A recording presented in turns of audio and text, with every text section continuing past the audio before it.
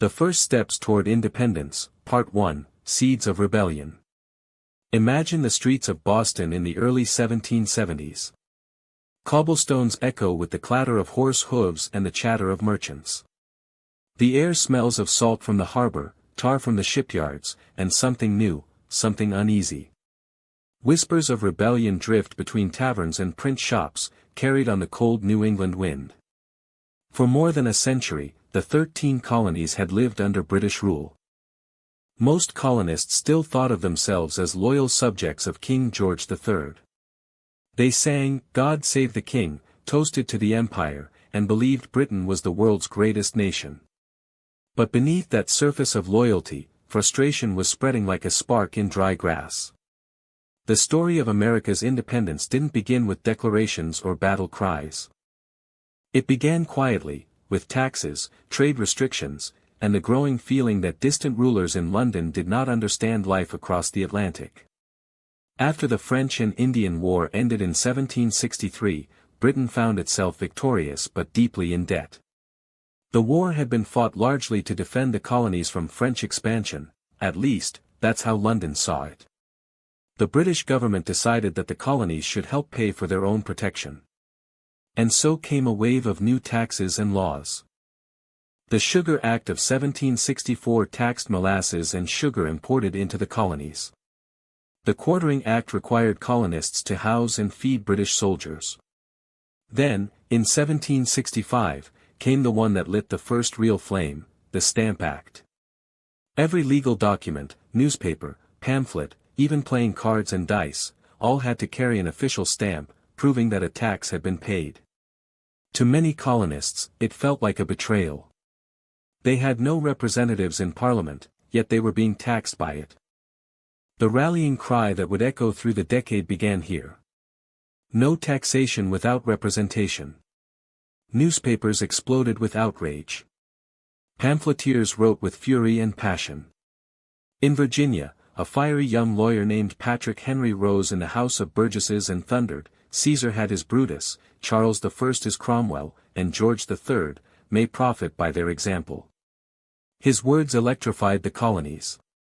Across the Atlantic, Parliament was shocked at the intensity of the reaction. To them, the colonies were part of the empire, bound by its laws. But to the colonists, this was different. This was about rights, English rights, the same rights they believed every British citizen was promised. In Boston, groups of men began to meet in secret. They called themselves the Sons of Liberty.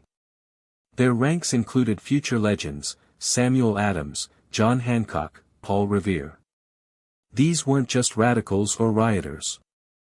They were merchants, printers, craftsmen, people who felt the sting of British control in their everyday lives. When British officials tried to enforce the Stamp Act, mobs surrounded their homes. Effigies of tax collectors were hung from trees and burned in the streets.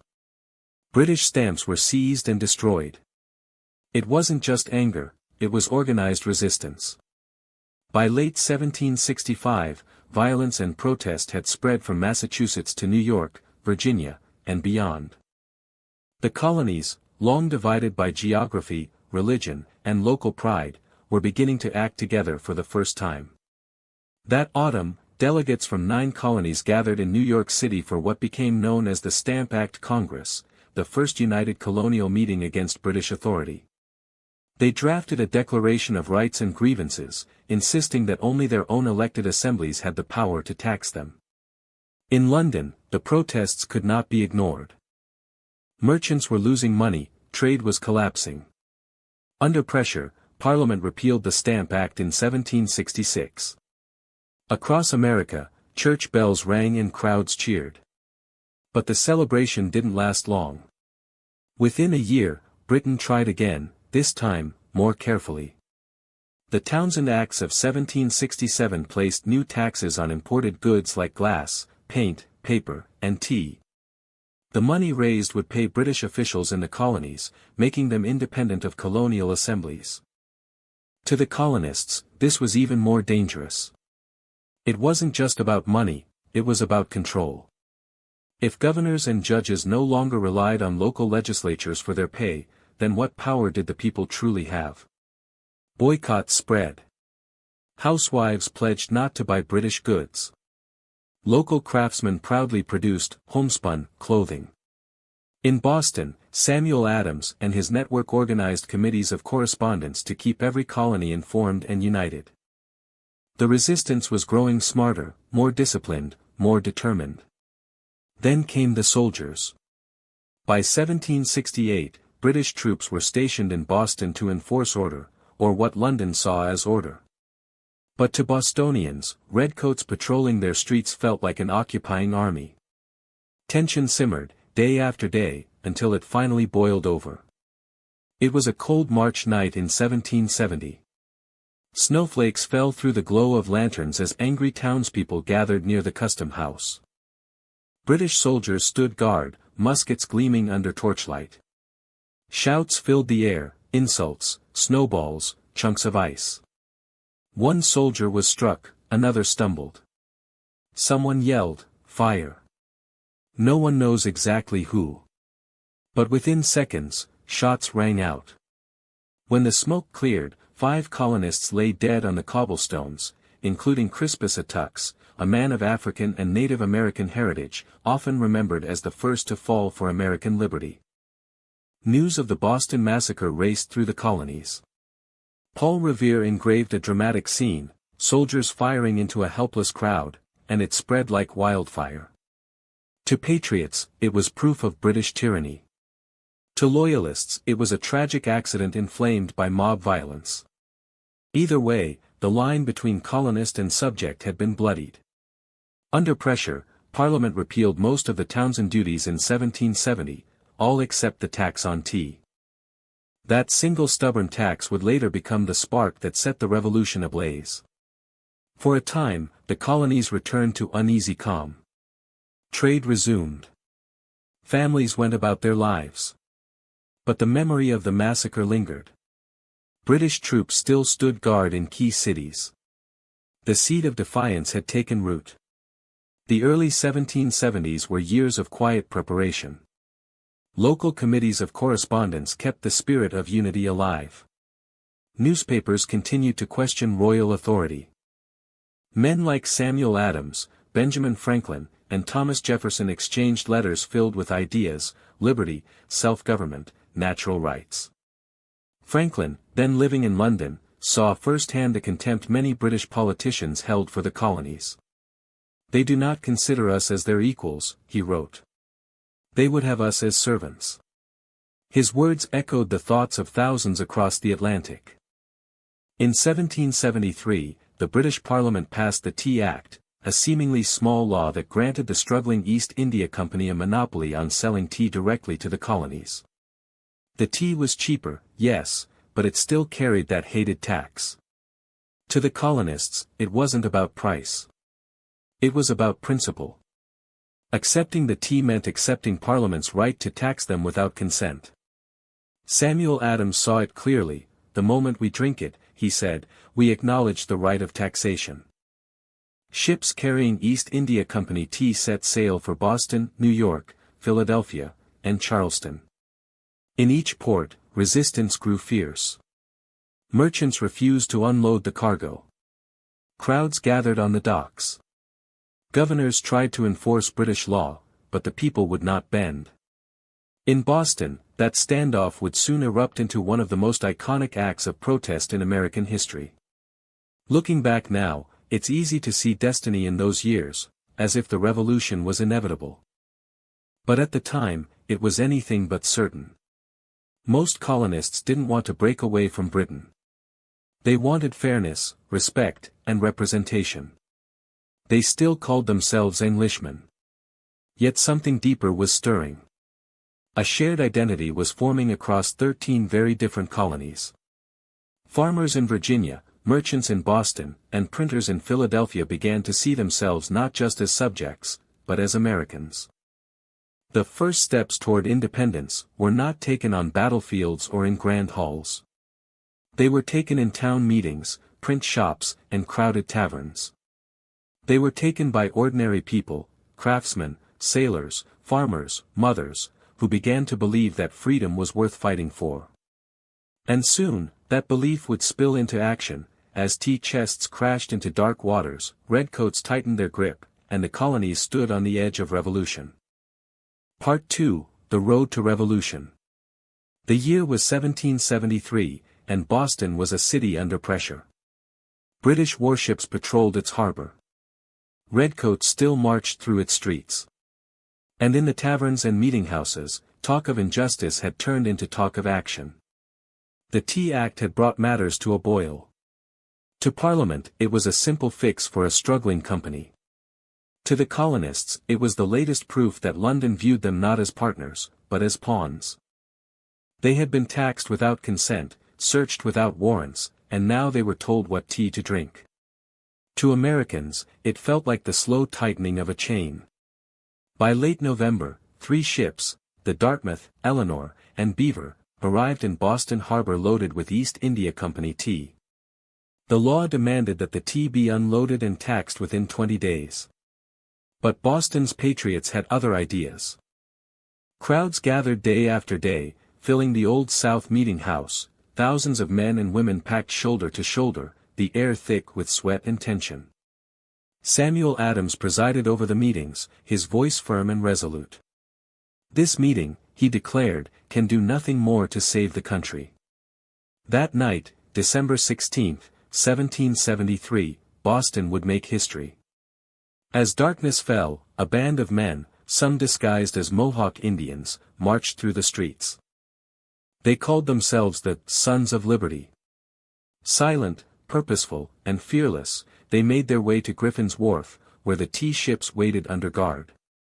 Within hours, they split open more than 300 chests of tea, spilling their contents into the icy harbor. The smell of tea filled the air, mingling with the salt and cold of the Atlantic night. There was no looting, no violence, only defiance. Witnesses said the men swept the decks clean before leaving, determined to show this was not lawlessness, but principle. It was a statement to the world: America would not be ruled without its consent.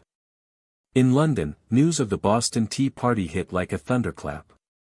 King George III was furious. Parliament was outraged. To them, this was rebellion, an open challenge to imperial authority. We must either master them, declared the king, or totally leave them to themselves. He chose mastery. In 1774, Parliament passed a series of laws designed to punish Massachusetts and crush resistance. The colonists called them the Intolerable Acts.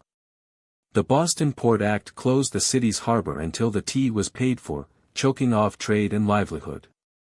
The Massachusetts Government Act replaced the colony's elected council with royal appointees. The Administration of Justice Act allowed British officials accused of crimes to be tried in England, far from colonial juries. And the Quartering Act returned, forcing Bostonians to house British troops once again. To the people of Massachusetts, it was not just punishment, it was tyranny. But instead of isolating Boston, these acts united the colonies like never before. From the Carolinas to New Hampshire, towns held meetings and sent food, supplies, and money to Boston. Wagons rolled north loaded with grain and flour, marked with the words, "Boston's distress is America's distress." The British had hoped to divide the colonies. Instead, they had bound them together. Communication became the lifeblood of resistance. Through handwritten letters and secret couriers, the colonies built a network, the committees of correspondence, linking towns, ports, and distant farms. In Virginia, Thomas Jefferson wrote passionately that the colonies must stand firm together, or fall separately. In Pennsylvania, Benjamin Franklin, still in London at the time, warned that British arrogance was driving the colonies towards something irreversible. "They will not be treated as children," he wrote. "They are men who think for themselves." Each letter, each newspaper, each speech was a spark. And soon, those sparks would ignite the first flame of organized American unity. By the summer of 1774, colonial leaders knew something unprecedented had to be done. Delegates from 12 colonies, all but Georgia, met in Philadelphia that September, in the shadow of Independence Hall, for what became known as the First Continental Congress. It was a gathering of minds and temperaments as different as the colonies themselves. From Virginia came the stately George Washington, tall and reserved. From Massachusetts, the fiery Samuel Adams and his cousin John Adams, a brilliant lawyer. From Pennsylvania, the wise and humorous John Dickinson, author of Letters from a Farmer in Pennsylvania. And from New York, the young and eloquent John Jay. For weeks, they debated. Were they still loyal subjects seeking fairness? Or something more? Should they petition the king for relief, or prepare for defense? At last, they settled on both. The Congress drafted the Declaration and Resolves, affirming the colonies' right to self-government and rejecting Parliament's authority over them. They established a boycott of British goods, effective December 1774, and called for the creation of local militias, Minutemen, ready to fight at a moment's notice. They did not yet call for independence. But they had taken the most decisive step toward it yet, acting as one people. As the delegates departed Philadelphia, John Adams wrote to his wife, Abigail, "We are in the very midst of a revolution, the most complete, unexpected, and remarkable of any in the history of nations." While the Congress debated, events in Boston grew tense. General Thomas Gage, the new military governor, fortified the city with thousands of redcoats. British spies reported that the colonists were stockpiling weapons and gunpowder in nearby towns, especially Concord, 20 miles west. Across New England, men drilled with muskets in open fields. Blacksmiths forged bullets and repaired flintlocks. Church bells rang out as signals for meetings and musters. Ordinary farmers, shopkeepers, and apprentices began calling themselves soldiers, the Minutemen. The tension was unbearable. Letters from the time describe a sense that something dreadful was about to happen, though no one yet knew what or when. In April 1775, that moment arrived. General Gage sent 700 British soldiers to seize weapons stored in Concord and to arrest Samuel Adams and John Hancock in Lexington. But the Patriots had spies of their own. On the night of April 18, 3 riders set out to warn the countryside, Paul Revere, William Dawes, and Samuel Prescott. Their mission, alert the militias that the British were coming. As they galloped through the dark villages, Revere shouted his now legendary call. "The regulars are coming out." Church bells clanged, muskets were loaded, and lanterns flickered in farmhouse windows. The people of Massachusetts would not be taken by surprise. At dawn on April 19, 1775, British troops reached Lexington Green. There, a small band of colonial militiamen, just 70 or so, stood waiting under Captain John Parker. The British officer shouted for them to disperse. Parker's reply was calm but defiant. "Stand your ground. Don't fire unless fired upon. But if they mean to have a war, let it begin here." A single shot cracked the morning air. No one knows who fired first, but history would remember it forever as the shot heard round the world. The British unleashed a volley. 8 colonists fell dead.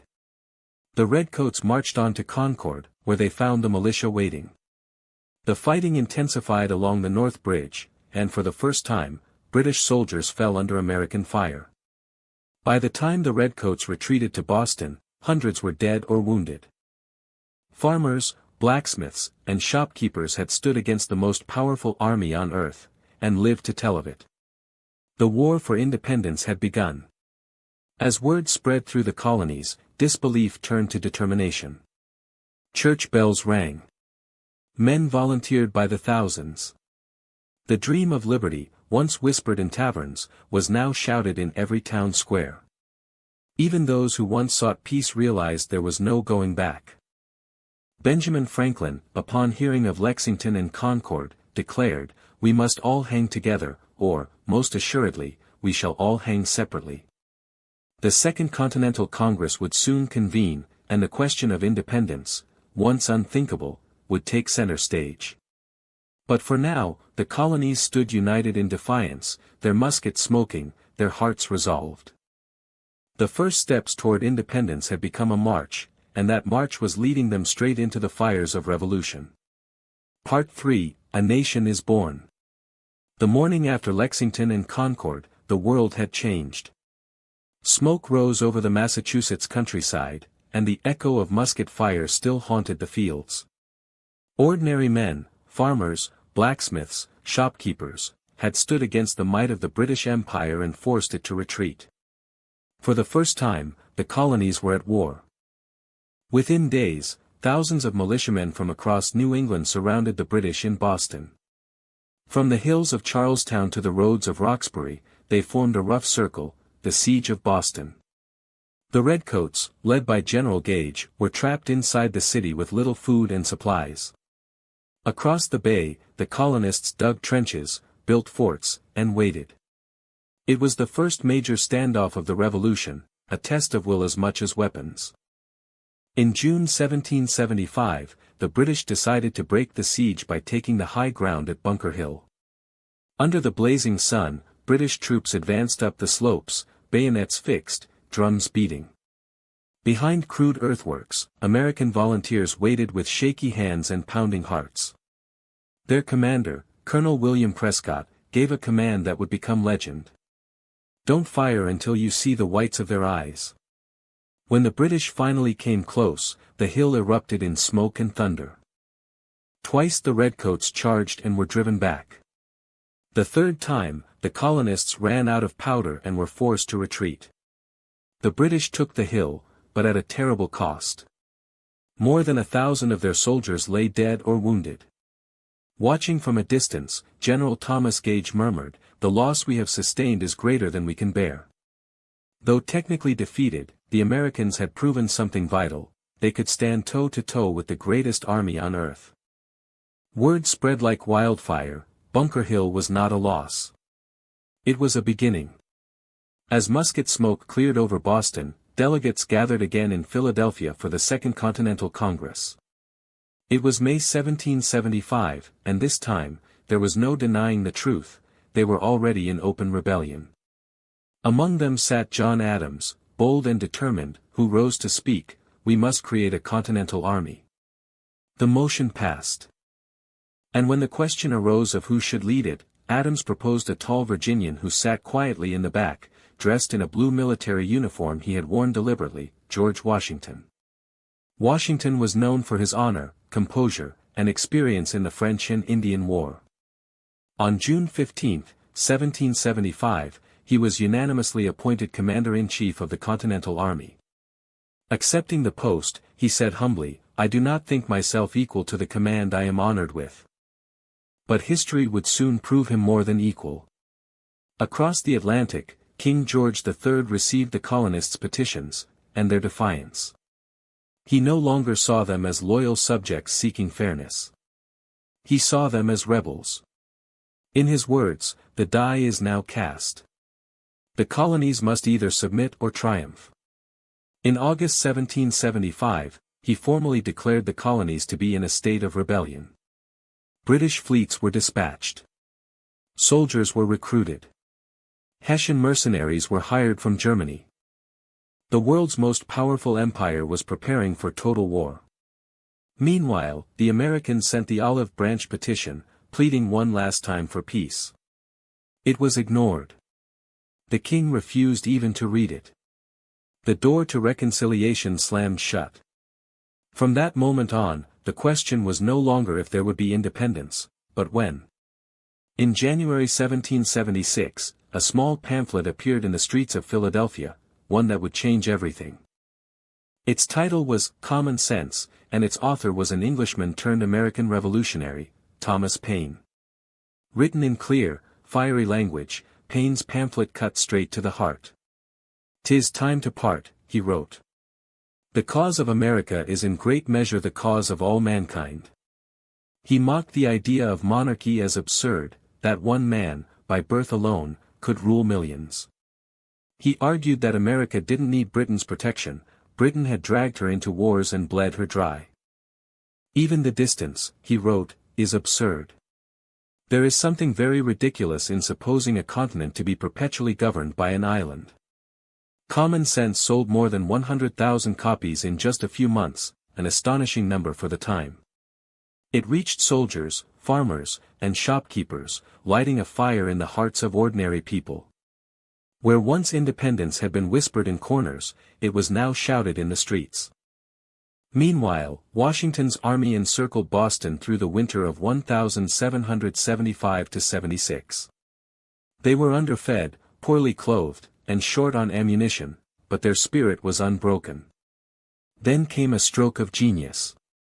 From Fort Ticonderoga in upstate New York, Colonel Henry Knox led a daring expedition to haul 60 tons of captured cannons across frozen rivers and snow-covered mountains, 300 miles in the dead of winter.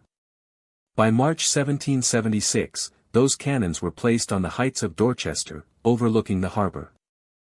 When the British awoke to see them, they knew Boston was lost. General Howe ordered an evacuation. On March 17, 1776, British troops sailed away, and Boston was free. Church bells rang. Crowds cheered. Washington rode into the city as a hero. It was the first true victory of the American Revolution. But victory brought new questions. If they could drive out the British from Boston, what were they really fighting for? Was it simply fair treatment, or something greater? In the spring of 1776, voices calling for independence grew louder. In Virginia, Richard Henry Lee stood before Congress and declared, "Resolved, that these united colonies are, and of right ought to be, free and independent states." The words hung in the air like thunder. Independence, open, irreversible, and bold. A committee was appointed to draft a formal declaration. Its members were John Adams, Benjamin Franklin, Roger Sherman, Robert Livingston, and a quiet, red-haired Virginian named Thomas Jefferson. Jefferson was only 33 years old, but he wrote with a grace and clarity that seemed destined for history. For 2 weeks, he worked in a rented room, his quill scratching late into the night. Outside his window, the sound of hooves and voices filled the summer air, the pulse of a world on the verge of rebirth. On July 2, 1776, Congress voted, 12 colonies in favor, none opposed, New York abstaining. 2 days later, on July 4, they approved Jefferson's text. The declaration opened with words that would forever echo through time. "We hold these truths to be self-evident, that all men are created equal. That they are endowed by their Creator with certain unalienable rights. That among these are life, liberty, and the pursuit of happiness." It declared that governments derive their just powers from the consent of the governed. And that when a government becomes destructive of these ends, it is the right of the people to alter or abolish it. These were not just political statements, they were moral ones, rooted in the belief that freedom is a birthright. The document went on to list the long train of abuses committed by King George III, justifying the colony's decision to break away. When the vote was finished, the delegates signed their names, knowing full well what it meant.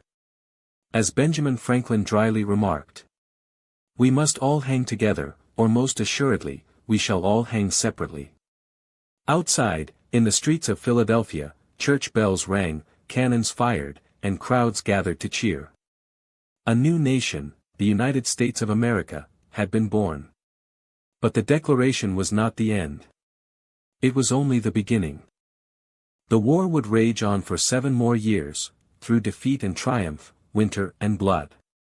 Yet from that July day forward, every musket fired, every hardship endured, was carried by a single idea, freedom.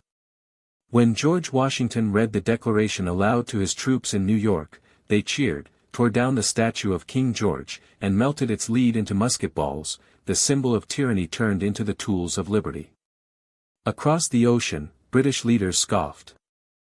They saw the Declaration as treason, an act of madness by farmers and dreamers. But those dreamers had something Britain could not crush, belief. Belief that ordinary people could govern themselves. Belief that rights came from God, not from kings.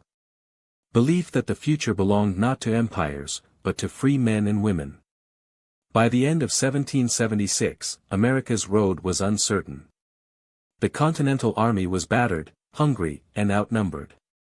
The British had captured New York and forced Washington to retreat across the Delaware River. But the fire lit by the Declaration burned on. In that darkest winter, Washington crossed the icy Delaware on Christmas night and struck back at Trenton, a daring move that restored hope to a desperate cause.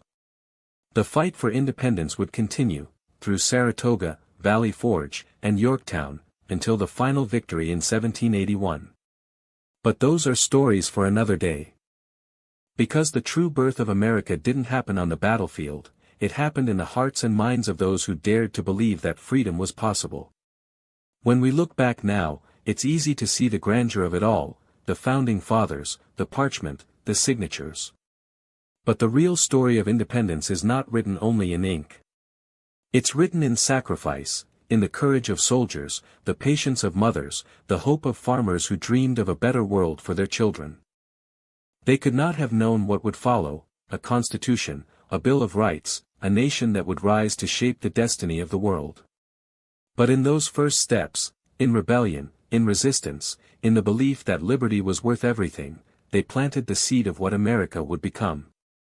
The story of independence is not only a story of 1776. It's the story of every generation that chooses freedom over fear, courage over comfort, and principle over power. And it all began, with a few brave souls who dared to say, "We will govern ourselves." The end. Thank you for traveling with us. Don't forget to subscribe to the channel, give this video a like, and share your thoughts in the comments.